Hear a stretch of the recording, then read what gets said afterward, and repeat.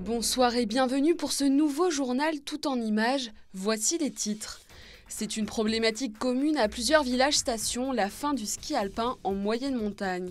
Ce mercredi, une soixantaine d'habitants du Mont-Saxonais se sont rassemblés pour la fin de carrière de leur télésiège. Nous étions sur place. Et puis direction Serraval pour découvrir les grandes lignes du plan Caprin présenté par le conseil départemental de la Haute-Savoie. L'objectif de ce schéma est simple, soutenir toujours plus cette filière ô combien importante. Mais avant de développer ces titres, quelques jours après un important éboulement en Maurienne, la circulation reste très compliquée aux alentours de la zone accidentée et le tunnel du Fréjus est toujours fermé. Le trafic se répercute alors sur le tunnel du Mont-Blanc, créant jusqu'à 4 heures de bouchons en journée. Éric Fournier, le maire de Chamonix, nous a fait part de ses inquiétudes ce matin. On l'écoute. Je refais le constat, il n'est pas nouveau, mais il est à nouveau par contre avéré par cet événement de la très grande fragilité de nos passages transalpins et des passages routiers notamment, hein, parce que sur les trois passages majeurs qui existent entre la France et l'Italie, on en a un qui est fermé avec cet éboulement, un qui devrait fermer parce qu'il doit faire l'objet de travaux de rénovation, et le troisième qui est Vintimille. Donc fragilité énorme des passages alpins. Et puis évidemment, au titre de ma fonction de maire de Chamonix, vous dire un peu notre exaspération, parce on est dans un site classé, on a un bouchon de 10 km de poids lourd au pied du massif du Mont Blanc. Et on imagine aussi les conditions qui sont celles des chauffeurs routiers et les conditions très difficiles dans lesquelles eux aussi travaillent, hein. On stigmatise personne et il s'agit aussi de penser à eux. Sur le coup, c'est juste pas possible pour une entreprise, pour un transporteur, et puis alors les habitants de la vallée, sur toute la section qui est comprise entre les Ouches et Chamonix, ben, c'est une queue de camions ininterrompue jusqu'à l'accès au tunnel du Mont Blanc. Toute la partie de l'autoroute est congestionnée avec des camions qui s'arrêtent, qui repartent. Certains sont des camions frigo, donc avec une gestion des choses qui se fait vraiment cas un cas et qui n'est pas respectueux. Je pense que des efforts que nous essayons tous de porter, on est tous perfectibles, mais des efforts que nous essayons tous de porter en matière de transport non polluant. L'instant est fort en émotion. Sous le regard des quelques dizaines de personnes rassemblées pour l'occasion, le télésiège du Mont-Saxonais s'arrête pour la dernière fois. La fin d'une belle carrière pour ce téléporté qui, à l'aube de ses 40 ans, est aujourd'hui pleuré et regretté. Et tel un adieu à un vieil ami, c'est en se remémorant tous les bons souvenirs vécus ici que les habitants et usagers du domaine skiable se sont réunis. C'est le dernier jour de la saison pour le télésiège et d'après le conseil municipal, c'est le dernier jour tout court du télésiège qui veulent arrêter définitivement et démonter rapidement, arrêter petit à petit la station. Donc on voulait montrer notre attachement à ce télésiège et aussi l'envie d'être entente, de discuter sur le futur de la station, de ce qu'elle pourrait devenir, comment on peut maintenir ce télésiège de plein de façons différentes, l'hiver mais aussi l'été et les autres saisons. Et on espère être entendu avec des événements comme aujourd'hui, des rassemblements comme aujourd'hui. Détenant très probablement la palme du plus vieux téléporté du département toujours en fonctionnement, le télésiège du Mont-Saxonais a été construit en 1982.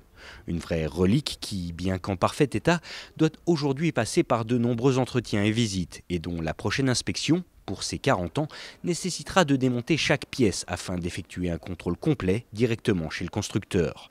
Une opération bien trop coûteuse pour la commune et qui a donc motivé le démontage de la structure, acté dès le mois d'avril dernier. Mais pour les défenseurs du ski dans le village station, la décision a toujours du mal à passer. C'est un tout, une station de ski sans télésiège en Mont-Saxonais.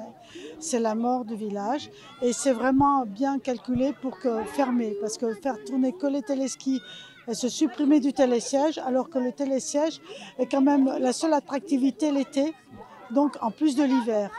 Donc on veut se supprimer la seule attractivité l'été.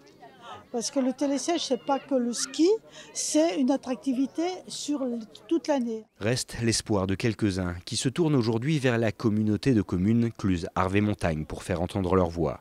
La structure assurant désormais la gestion des domaines skiables sur son territoire. En faisant passer en 2022 le budget annuel dédié à l'agriculture de 5 à 10 millions d'euros, le département de la Haute-Savoie a montré qu'il avait fait de ce secteur une de ses priorités. Et ce jeudi matin, c'est donc à Serraval qu'ont été présentées les grandes lignes du plan Caprin. Ce nouveau schéma s'articule autour de 3 grands axes: l'amélioration des conditions de vie animale, la préservation de l'environnement et l'amélioration des conditions de travail des agriculteurs. Ces chèvres, du coup, on en parle moins parce qu'elles sont souvent dans les coins de montagne et tout ça. Elles jouent un rôle de biodiversité dans les alpages qui est indiscutable. Et donc, du coup, ces éleveurs, en transformant le lait, ils ajoutent une plus-value et c'est hyper important pour eux, pour en vivre. On a besoin d'entretenir cette montagne. Les exploitants, ces chevriers, ces moutonniers, aujourd'hui on est sur les chevriers, ont vraiment besoin d'un plan pour les accompagner. En Haute-Savoie, près de 7000 chèvres composent la filière caprine, qui comprend une centaine d'exploitations sur l'ensemble du territoire. Et avec 80% des éleveurs qui montent à l'alpage, la filière est un peu singulière. Ce plan est donc particulièrement bien accueilli. Ça nous permet de maintenir un appui technique auprès des éleveurs, parce qu'on a beaucoup d'éleveurs qui s'installent, de jeunes qui s'installent hors cadre familial, et ça permet de pouvoir maintenir du conseil fromager, du conseil technique auprès de ces éleveurs, et c'est très important, parce qu'on a une filière qui est quand même assez technique, assez pointue. Il faut être à la fois producteur, transformateur et commercialisateur, donc ça nécessite d'avoir un savoir-faire assez pointu, et de pouvoir maintenir un accompagnement auprès des éleveurs, c'est vachement important pour notre filière. Situé à 1100 mètres d'altitude dans les hauteurs de Serraval, l'alpage des Frênes est l'exemple même des structures auxquelles s'adresse ce plan Caprin. Se sentir soutenu, que ce soit financièrement ou des fois moralement, oui, ça aide. Ouais. Ça aide à avancer, ça aide à progresser, ça aide à s'investir un peu plus. Quand on travaille avec le vivant, de toute façon, on a une somme de problèmes qu'on n'a pas quand on ne travaille pas avec du vivant. Donc après, c'est vrai qu'il y a un petit peu une course au terrain, il y a un changement climatique qui est là et qui n'est plus à relativiser, en fait, qui est présent. On a des manques d'eau, on a la présence du loup aussi qui est quand même assez contraignante. Ce plan Caprin départemental s'ajoute à ceux déjà existants, à savoir le plan stratégique régional, les plans régionaux 2023-2027, ainsi que le plan national Caprin mis en place par l'État. La saison culturelle à Annecy est lancée. Plus de 500 ateliers, spectacles, expositions et autres activités sont proposés toute l'année. Et pour cette saison, tous les goûts sont dans la culture. La municipalité met l'accent sur l'inclusion et la mixité. François Astorg, le maire d'Annecy, nous en dit plus. On a la chance d'avoir un territoire qui est multiple, vous savez, il y a la fusion des communes, donc il y a une diversité de populations, diversité de besoins, et nous, notre offre, elle doit cibler l'ensemble de ces besoins.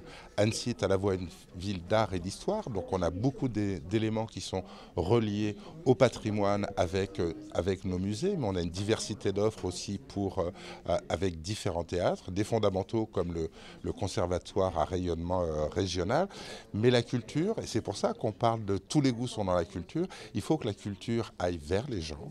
Et donc, elle doit aller à l'école, ce que l'on fait. Elle doit aller dans les quartiers, c'est ce que l'on fait aussi. Donc la culture, on la veut multiple, inclusive, épanouissante et enrichissante. Ce qu'on souhaite apporter, c'est la multiplicité et aussi faire une culture qui soit inclusive pour l'ensemble des populations. On l'a vu lors de la fête du lac avec des populations qui sont en situation de handicap, qui peuvent être sourds, qui peuvent être à mobilité réduite. Et aujourd'hui, tous nos événements sont conçus avec cette idée que la culture est ouverte à tous et nous, notre municipalité, doit l'ouvrir à tout le monde, dans tous les quartiers et pour toutes les populations. C'est déjà la fin de cette édition. Merci à tous de l'avoir suivi. On se retrouve dès demain pour un nouveau journal. D'ici là, passez une très belle soirée avec nos programmes.